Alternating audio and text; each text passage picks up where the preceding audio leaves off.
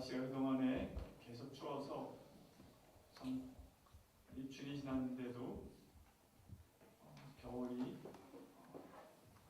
물러가지 않는 것 같더니 오늘부터 조금 따뜻해지는 것 같습니다. 그렇죠? 네. 이번 겨울이 상당히 길게 이렇게 시작됐던 것 같습니다. 여러분 다 어떠십니까? 지금 컨디션이? 대부분 좋다고 그렇게 보이긴 하는데 아픈 분들도 있고 또 새로운 환경에 적응하느라고 또 그동안 좀 많이 긴장도 있었을 것 같습니다. 그러나 이제 이곳이 여러분의 집이라고 생각하고 편안한 마음으로 또 긴장을 풀고 집중력을 발휘했으면 좋겠습니다.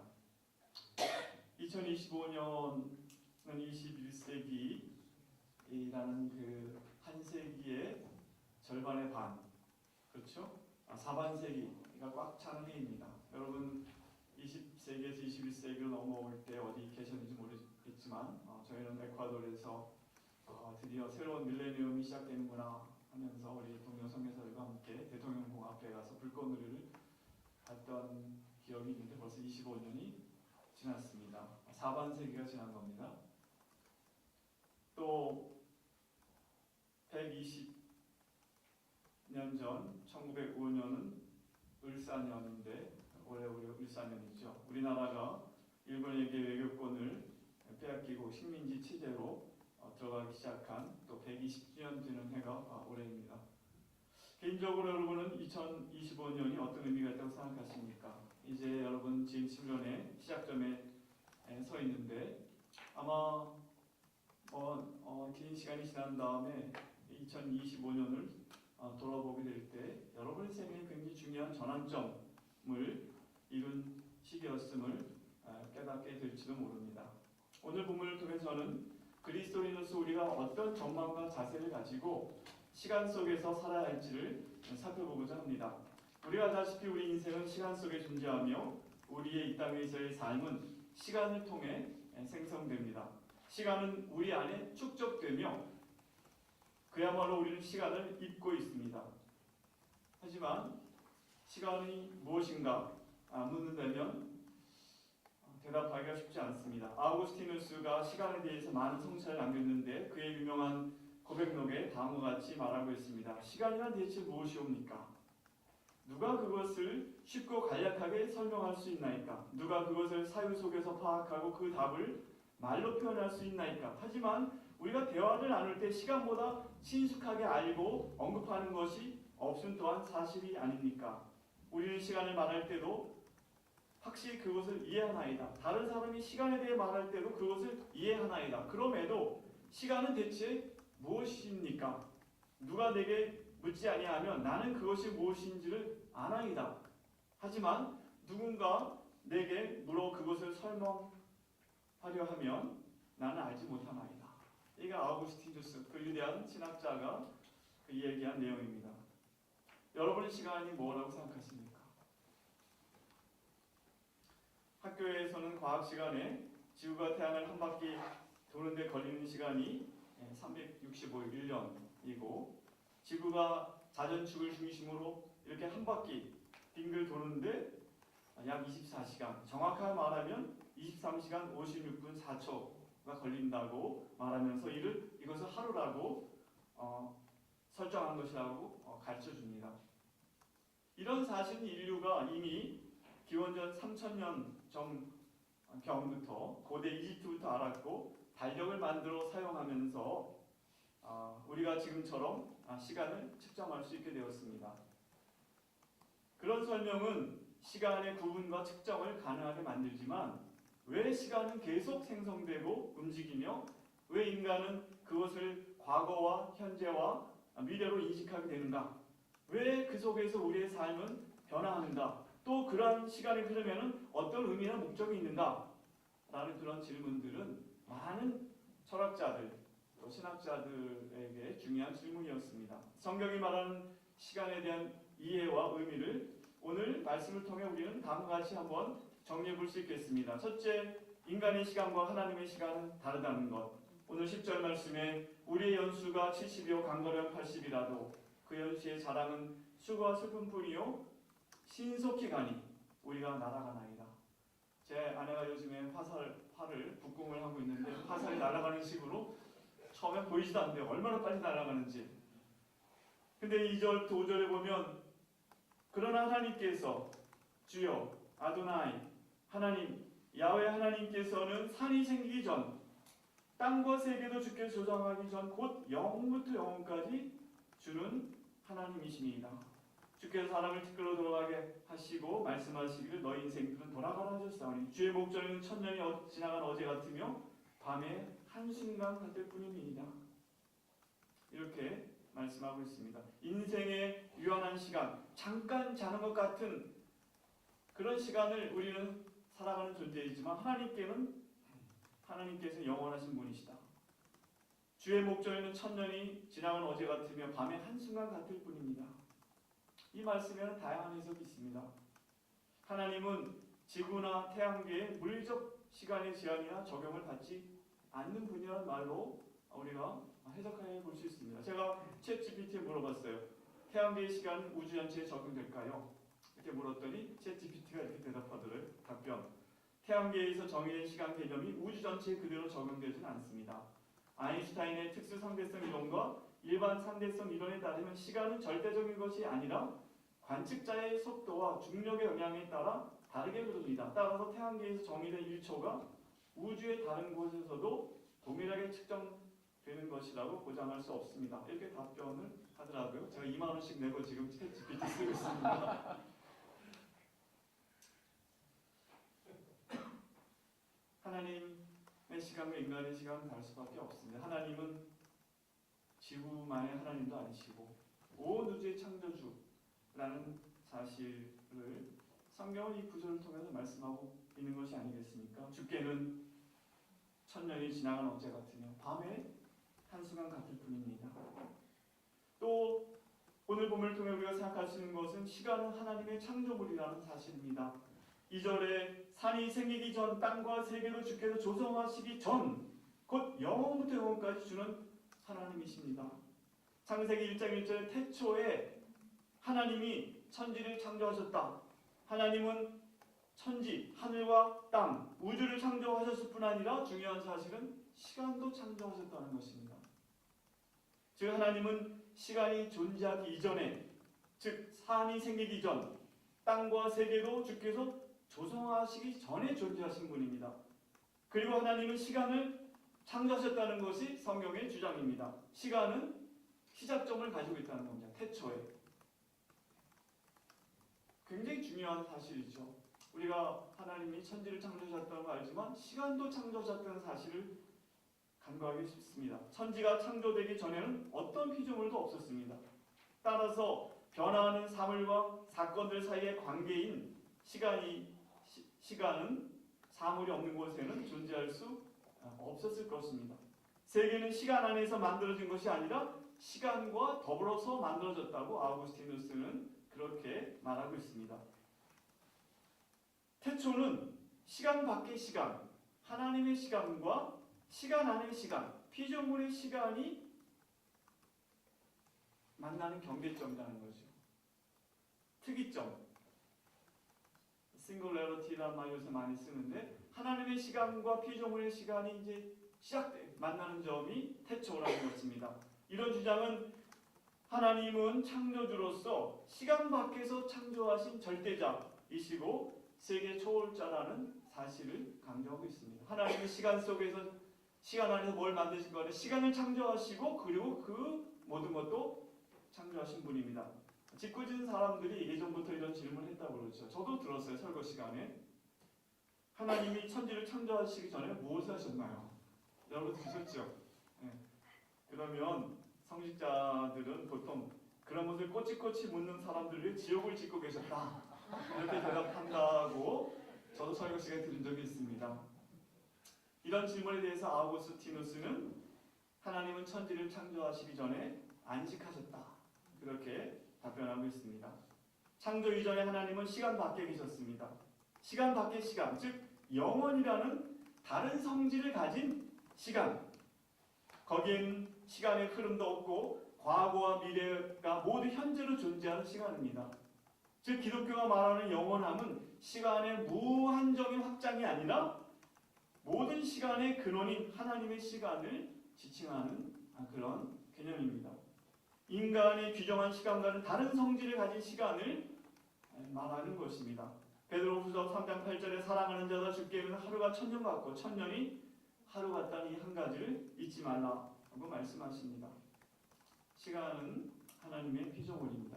또 중요한 개념은 성경은 시간이 목적을 가졌다는 것입니다. 시간은 목적을 가진 하나님의 창조의 일부입니다. 하나님은 목적을 가지고 세상을 창조하셨습니다. 그리고 시간을 창조하신 것입니다. 우리 인간은 시간의 메인 피조물이지만 하나님은 시간을 도구로 사용하십니다. 하나님의 시간 곧 영원 안에 있는 하나님의 목적과 계획과 의지가 과거, 현재, 미래로 흐르는 인간의 시간 안에서 전개되는 것이 역사라는 것입니다. 하나님은 시간을 초월해 존재하시지만 시간 속에서 역사하십니다. 하나님은 창조에서 종말에 이르는 우주의 역사를 통해 하나님의 나라를 완성해 가십니다. 신구약 성경에 보여주시 역사는 하나님의 섭리가 시간 안에서 자기를 실현나가는 과정인 것입니다. 시간은 무의미하게 그냥 흘러가는 것이 아니라 성경은 창조에서 시작해서 새하늘과 새 땅이 창조되는 과정으로서 시간, 인류는 역사 속에서 하나님의 뜻을 배우고 경험하도록 하나님은 모든 것을 창조하시고 섭리하신다는 것입니다. 하나님의 뜻이 성취되고 완성되어 가는 과정을 통해 인류 또한 시간 속에서 하나님의 뜻대로 완성되어 가고 있는 것입니다. 성경은 시간이 목적을 가졌는데 그 결국은 우리가 하나님께로 다가가도록 불완전한 우리가 완전해지는 것을 경험하는 가능성을 제공하는 과정으로 선물로 우리에게 주어졌다는 것입니다.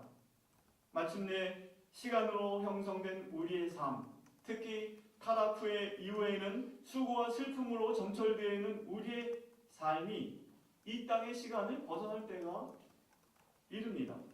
그리고 우리가 하나님께 이르면 그때는 영원한 하나님의 안식에 들어가게 되고 부활과 영원한 나라에 참여하게 되는 것입니다. 하나님께서 우리에게 허락하신 2025년도 시간에 대한 그런 성경적 관점을 가지고 우리가 살아가는 것이 필요합니다. 본문 10절에 이 땅에서 우리에게 주어진 시간은 70이요 강거면 80이라고 말씀하십니다. 조금 길게 말해서 요새 100세 시대니까 100세요. 누구 말대로 재수 없으면 120세라고 말할 수 있지만 어쨌든 제한이 있는 시간, 그러나 그 시간도 신속하게 지나간다고 말씀하십니다. PPT 하나 제가 몇 장 갖고 왔는데 PPT 첫 번째 PPT 한번 보여주십시오. 웬 남자가 바위 위에 서 있습니다. 누굴까요? 전데요.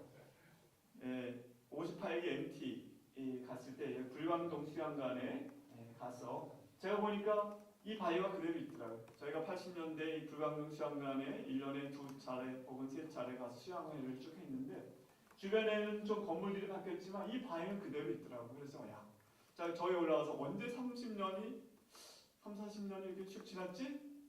이렇게 생각했던 것 같아요. 누가 마침 또 딱 사진을 찍어가지고 가져왔습니다. 참 이 수양관에서 저희가 12월 31일부터 1월 3일까지 수양회를 많이 했는데 새해가 넘어갈 때 직장인들도 그때 휴가를 내기 때문에 그때 이 시편 90편 묵상을 많이 했던 것 같아요. 그러면서 이 구절도 그때 20대인데도 인생의 연수가 70이고 80이고 빨리 지나가니까 계획을 잘 세워서 한 해를 보람차게 살다 이런 식으로 우리가 많이 적용하면서 한 해를 시작하고 했던 기억이 있습니다. 그러나 오늘 제가 이 시편 90편 읽어보면 젊었을 때와 또 다른 그런 느낌과 이해를 갖도록 만듭니다. 시편 기자는 이렇게 말합니다. 하나님의 목적에 맞게 살기 위한 지혜와 마음을 갖도록 우리에게 지혜를 달라고. 이것이 우리 모두에게 필요한 그런 기도가 아니겠습니까? 그렇다면 우리가 가져야 하는 지혜의 마음은 어떤 것이 되어야겠습니까? 제가 두 가지로 한번 정리해 보겠습니다. 첫째는 지금 내가 인생의 어떤 시기에 있는지를 분별하는 마음입니다.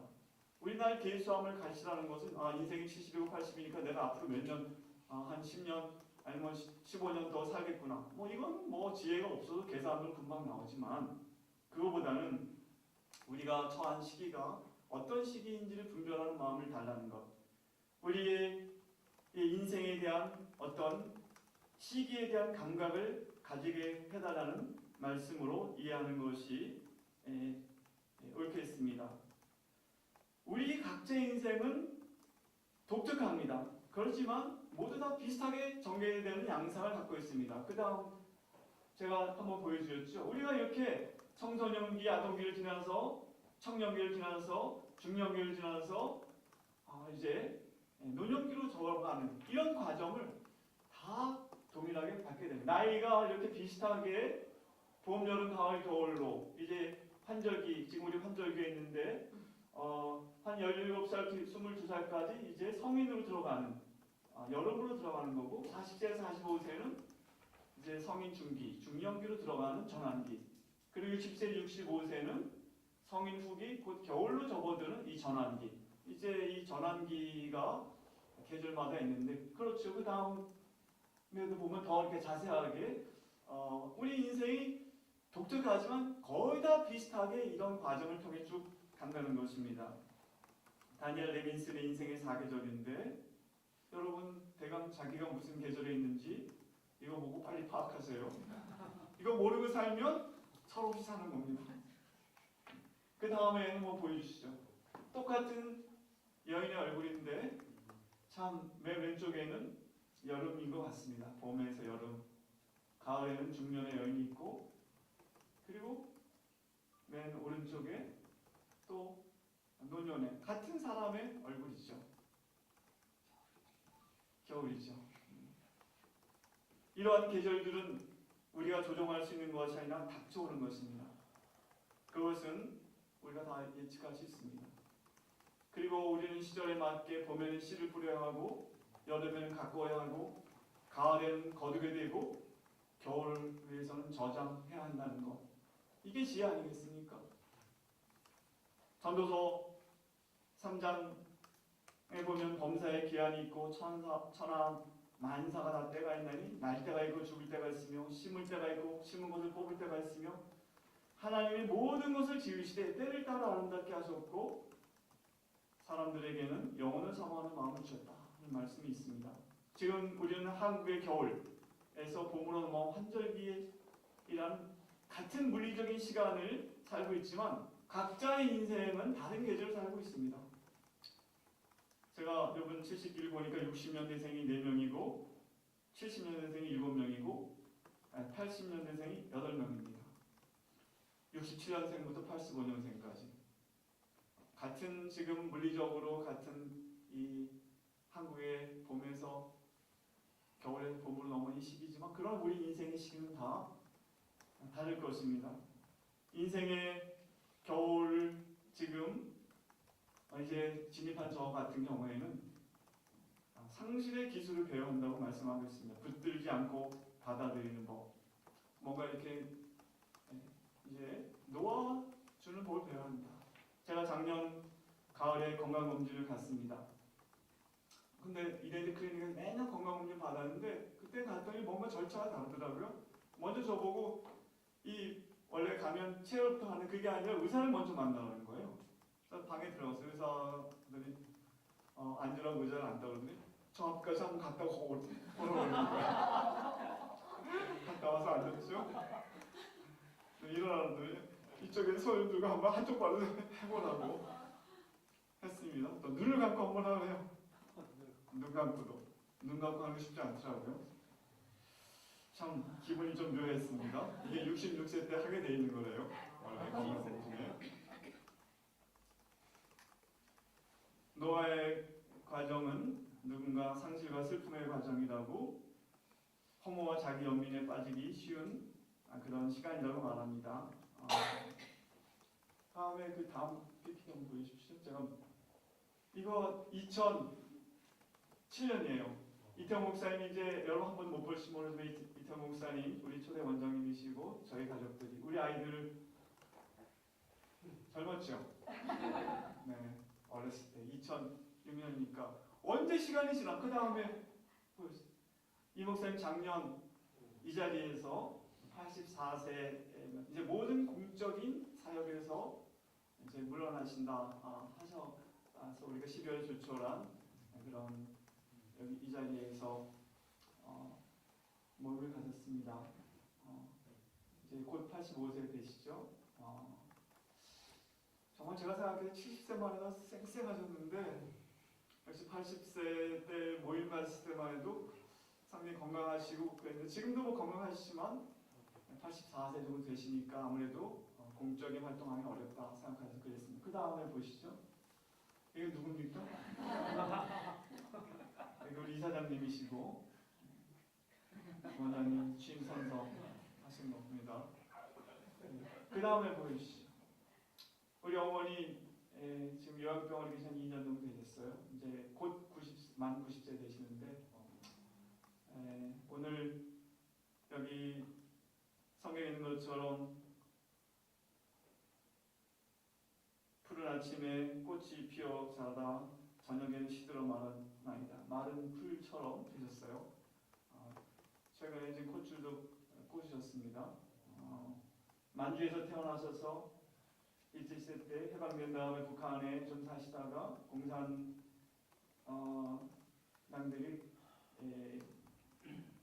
기독교인들 많이 괴롭히니까 식구들이 이제 6.25 전에 한국에 내려오셔서 여기서 고등학교, 중고등학교 졸업하시고 저희 아버님 만나서 한 교회 41년간 목회자로서 수고하시고 또 저희들 다 양육하시고 그러셨습니다. 그러나 요즘에 곧 돌아가실지도 모른다고 저희가 판단해서 장례식 때 쓸 사진도 저희가 찾아놓고 그랬는데 며칠 전에 가봤더니 조금 더 상황이 좋아졌어요. 그래서 왔다 갔다 하십니다. 그 다음 사진 보십시오. 이번에 5월달에 결혼하는 저희 큰아들 사진입니다. 우리 큰 며느리 대자매인데 미국의 보스턴에 살고 있는데 그 보스턴 케임브리지 연합교회에서 만나서 교회 누나를 만나가지고 그 결혼하게 돼서 얼마나 기뻤는지 모르겠어요. 우리 어머니가 우리 형준이 많이 키워주셨었는데 요즘에 저희 그래서 어머니 장례식도 준비하고 우리 아들 결혼식도 그래서 저희 아내가 나서 이제 결혼식을 미국에서 조그맣게 할 건데 드레스도 이렇게 얼마 전에 가서 맞추고 그리고 왔습니다. 각 시기마다 봄이 있고 그때 해야 될 일이 있고 여름이 있고 가을이 있고 겨울이 있는 것입니다. 우리 여러분에게 주어진 시간도 이 땅에서 그렇게 흘러갈 것이고 내가 어떤 시기에 무엇을 하며 살아야 될지 지혜가 필요합니다. 1년 내내 똑같은 태양이 비추지만 여름의 빛만이 가을의 추수를 허락합니다. 시든 줄기에서 솥대를 먹일 옥수수를 땁니다. 차가운 가을 공기를 맞으며 땅에서 감자를 캐낸다. 죽어가는 정원과 밭에서 풍성한 수확을 거둔다는 사실은 희한한 역설이 있다. 선물은 마지막에 도착한다. 제임스 스미스가 시간 안에서 사는 법에서 그렇게 말했습니다. 너무나 아름다운 말이에요. 선물은 마지막에 도착한다. 여름도 지나고 가을도 지나고 여러분 철없이 살지 말고 여러분의 때가 지금 어느 때인지 잘 분별하면서 사는 지혜가 필요합니다. 또 한 가지 우리는 우리 개인뿐 아니라 공동체로서 우리가 지금 어떤 역사의 시기에 살고 있는지를 분별하는 마음이 필요하다는 것입니다. 오늘 12절 말씀은 우리에게 우리날 개성을 가르치사 지혜로운 마음을 얻게 하소서. 13절 여호와여 돌아오소서. 언제까지니까 주의 종들을 불쌍히 여겨주소서.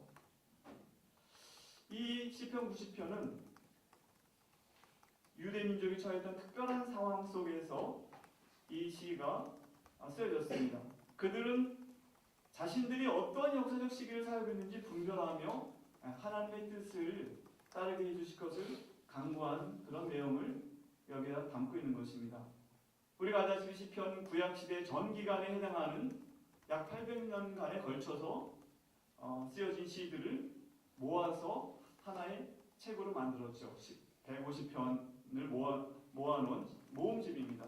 아마 오늘 이 시편 90편은 예루살렘 성전 파괴가 되고 그리고 바벨론에 끌려갔던 유대인들이 이제 그때 당시에 바벨론의 포로기에서 지었거나 아니면 유배에서 돌아온 다음에 기록된 것이라고 그렇게 학자들은 추측하고 있습니다. 그 다음 여기 보면 그 시편이 150편이 있는데 1권, 2권, 3권, 4권, 5권으로 되어 있죠. 오늘 제4권에 시작하는 시가 시편 90편입니다. 보면 1권부터 3권까지는 다윗 왕조의 통치에 대한 시들이 많습니다. 다윗 왕조는 하나님의 영광스러운 통치에 대한 약속을 받았으나 인간 왕조의 취약함을 드러내고 결국 멸망한 이야기가 이제 1권, 2권, 3권에 많이 전개되고 이제 4권, 5권은 이제 다윗 왕조는 사라지고 멸망했지만 여전히 하나님은 이스라엘의 왕으로 통치하신다는 그리고 이상적인 왕인 메시아에 대한 기대를 담은 시들이 4권, 5권에 많이 나타나 있습니다. 페르시아의 통치에 지금 살고 있습니다. 바벨론에서 나왔지만 여전히 이스라엘 민족은 식민 통치가 페르시아의 통치 안에 매우 살고 있는 상황에서 하나님의 진노의 때가 언제까지입니까? 라고 말하고 있습니다. 오늘 그 시편 제3권의 마지막 89편과 90편이 연결되는 부분이 있습니다.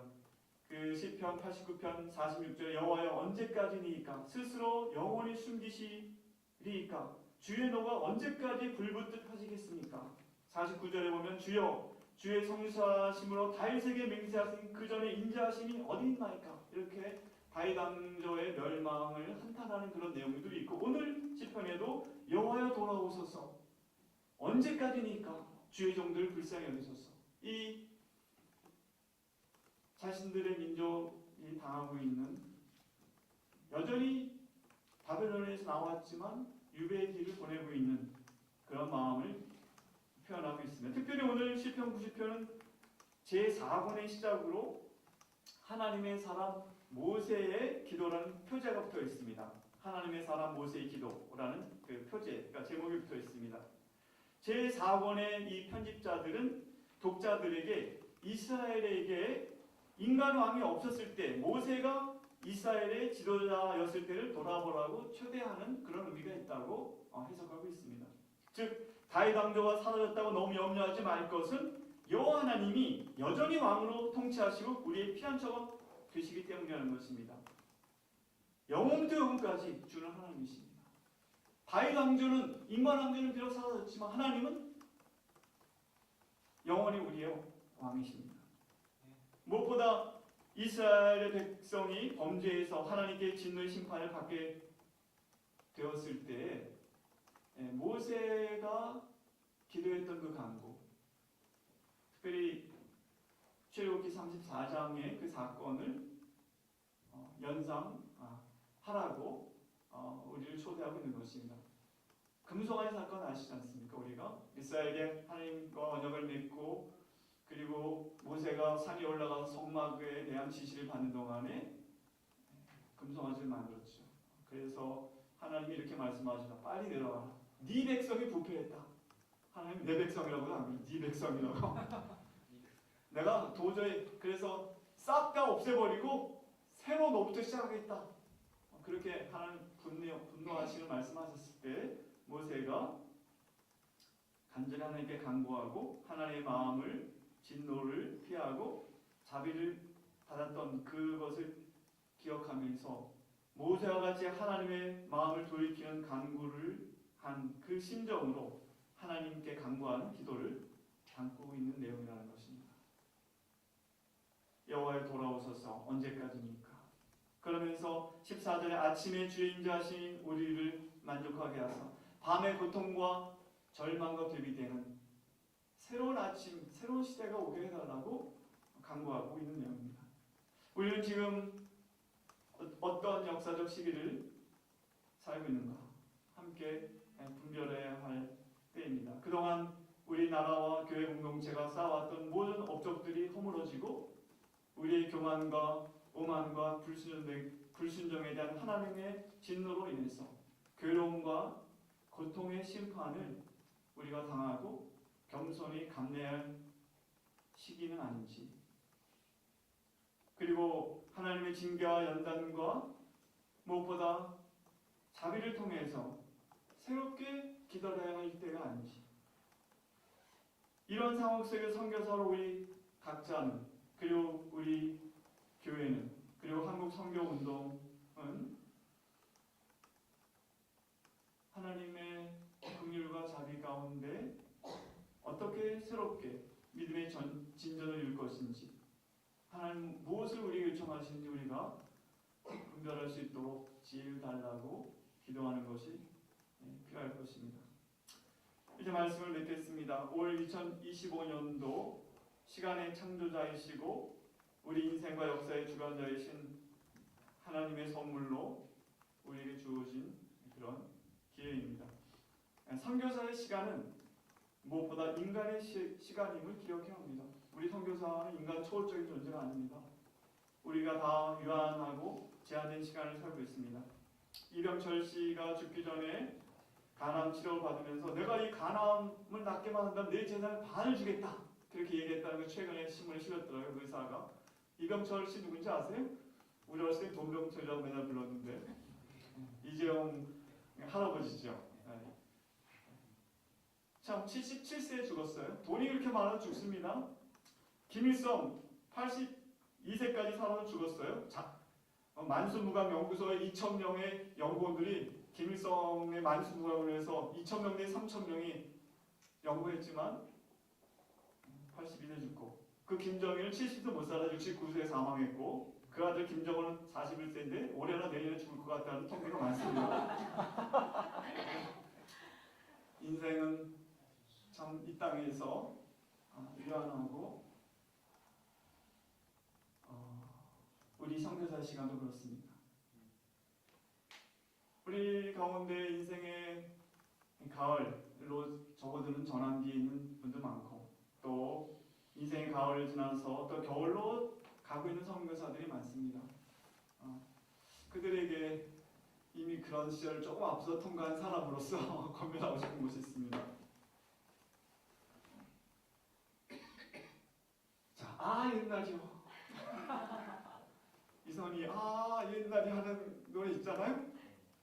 참 이 할머니는 이 중년을 보고 또 이 중년 여인은 또 이렇게 그 여름날을 생각하면서 과거 지향적인 향수에 빠져서 옛날이요. 지난 시절 다시 돌아갈 수 없나. 참 노래는 참 좋아요. 근데 왜 그럴까요? 그가 바라보는 미래는 죽음과 소멸로 이어질 거라고 하는 생각 때문에 자꾸만 과거를 바라보게 되는 거죠. 그런 다른 전망도 있습니다. 미래지향적인 종말론적인 우리가 바라보는 궁극적인 부활과 영생, 하나님의 나라가 우리에게 다가오고 있다는 이 소망. 오히려 과거 지향적인 향수에 빠질 것이 아니라 소망 가운데 미래를 바라보는 자세로 살아가는 것이 우리 그리스도인의 합당한 자세가 아니겠습니까? 그리스도인의 삶은 장차 나타날 하나님의 나라를 기다리며 그 미래가 나의 현재 안에 반영되는 방식으로 살아갈 것을 성경은 촉구하고 있습니다. 그렇게 산다면 비록 우리는 인간의 시간을 살지만 영혼과 이 땅은 하나님의 시간을 경험하면서 사는 것입니다. 우리가 바라고 기다리는 하나님의 나라는 어떤 모습일까? 우리는 어떤 삶을 살게 될까를 우리는 자주 상상해 볼 필요가 있다는 것입니다. 사실 우리의 상상조차 우리의 경험에 많이 기초하기 때문에 우리는 뭘 상상해도 우리가 경험한 것에 기초해서 자꾸만 상상할 수밖에 없는 존재라는 거예요. 그래서 성경도 하나님의 나라와 새 하늘과 새 땅을 새 예루살렘으로, 예루살렘 성으로 이렇게 예루살렘으로 묘사하고 있는 것도 그들이 가장 찬란하고 영광스럽게 보는 것이 예루살렘이기 때문에 예루살렘의 모습으로 새 하늘과 새 땅을 묘사하고 있다는 것이죠. 북극을 꿈꾸다라는 책에 보면 그곳에 살고 있는 치페와이언 부족이 그리는 천국에 대한 얘기가 나옵니다. 살타사라는 치페와이언족 가이드가 프랑스인 신부에게 현생 너머에는 무엇이 있는지 묻는 장면이 나오는데 그렇게 말합니다. 천국이 매우 아름답다고 말씀하셨죠. 한 가지 더 말씀해 주세요. 천국이 여름에는 사양서가 많은 그것보다 더 아름다운가요? 때로는 호수 위로 옅은 안개가 날리고 때로는 물이 푸르고 아비새가 자주 우는 그곳은 참 아름답죠. 천국이 그보다 더 아름답다면 정말 좋겠어요. 나는 나이가 많이 들 때까지 기꺼이 그곳에서 쉬겠어요. 그 사람들이 생각하는 사양소가 많고 물 위에 물새가 아비새? 아비새가 울며 그곳 물안개가 쫙 올라오는 그곳이 천국의 모습이라고 상상하기가 쉽지 않지만 한 가지 알 수 있는 건 우리가 구하는 것이나 생각하는 것보다 더 뛰어난 것을 하나님을 사랑하는 자들이 하나님이 이해되고 계시다. 이렇게 말씀하셨다는 것입니다.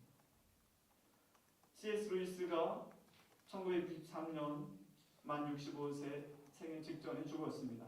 그날이 하필이면 미국의 대통령 존 F 케네디가 암살당한 날이기 때문에 사람들이 존 F 케네디 암살당한 것에 관심이 있어서 C.S. 루이스가 죽는 거는 별로 관심 안 가졌지만 그가 참 우리에게 준 영향은 큽니다. 그가 죽기 전 몇 달 전에 남긴 글입니다.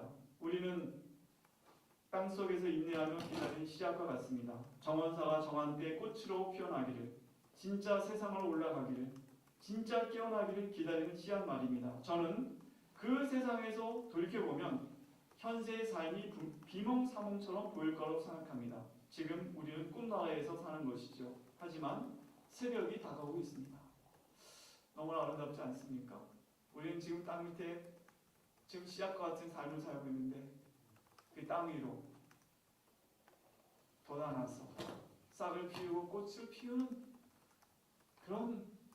그런 소망이 우리에게 있다는 것. 그러면서 이 땅에서의 우리의 시간은 그 영혼과 잇대어서 의미 있게 살 수 있다는 것. 우리 인생과 역사 속에 지금 우리가 어떤 시기에 있는지를 분별하면서 또 어떤 역사적 시기를 우리가 통과하고 있는지를 생각하면서 충실하게 살아가는 여러분들 되시길 주님의 이름으로 축원합니다.